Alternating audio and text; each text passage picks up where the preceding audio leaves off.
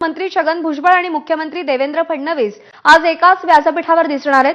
नाशिकमध्ये electric testing लॅबच्या उद्घाटन कार्यक्रमाला भुजबळ आणि मुख्यमंत्री उपस्थित राहणार आहेत. मराठा आरक्षण जीआरच्या मुद्द्यावर नाराज असताना भुजबळ आज मुख्यमंत्र्यांसमवेत उपस्थित राहणार आहेत. शिवाय सरकारी जीआरविषयी नाराजी व्यक्त करत भुजबळांनी कायदेशीर लढाई लढण्याचा इशारा दिलाय.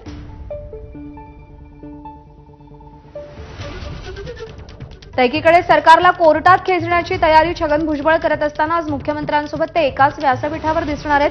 छगन भुजबळ यांच्या नाराजीची गेल्या काही दिवसांपासून सातत्यानं चर्चा होतीये.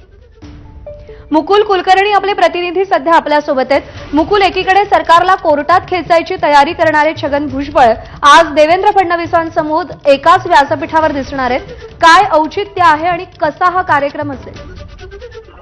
दुपारी 3:30च्या सुमारास नाशिकमध्ये शिलापूर जवळ हा कार्यक्रम होणार आहे.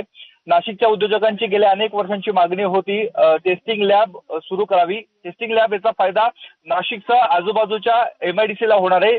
जे विद्युत उपकरणं तयार केली जातात तर त्यांची टेस्टिंग करण्यासाठी एकतर भोपाळ किंवा मंगळूरला इकडे जावं लागत होतं. मात्र आता ही सुविधा नाशिकमध्ये मिळालेली आहे, उपलब्ध झालेली आहे. प्रामुख्याने छगन भुजबळ गेल्या काही दिवसापासून नाराज आहेत. बैठकांना देखील हजर राहत नसल्याची तक्रार होती आणि या संपूर्ण पार्श्वभूमीवर छगन भुजबळ आणि राज्याचे मुख्यमंत्री देवेंद्र फडणवीस एकाच व्यासपीठावर आहेत. मराठा आरक्षणाच्या संदर्भातला GR काढल्यानंतर पहिल्यांदाच एकाच व्यासपीठावर हे दोन्ही नेते राहणार आहेत. त्यामुळे त्याचबरोबर मुंबईहून नाशिकपर्यंतचा आणि नाशिकहून मुंबईपर्यंतचा प्रवास देखील ते एकत्र विमानानं करणार आहे. त्यामुळे या प्रवासादरम्यान नेमकं त्यांच्यामध्ये काय बोलणं होतं हे बघणं महत्वाचं आहे. त्याचबरोबर छगन भुजबळ यांना कुठेतरी आपलंसं करण्याचा, त्यांची समजूत घालण्याचा प्रयत्न या उद्घाटनामध्ये आहे का, हा देखील प्रश्न उपस्थित होतोय. कारण गेल्या 3 ते 4 दिवसापूर्वी छगन भुजबळ यांच्याकडनं केंद्र सरकारला अशा स्वरूपाची विनंती करण्यात आलेली होती या टेस्टिंग लॅबचं उद्घाटन करावं.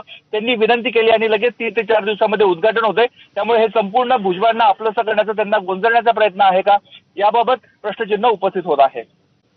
मुकुल, धन्यवाद दिलेल्या माहितीसाठी.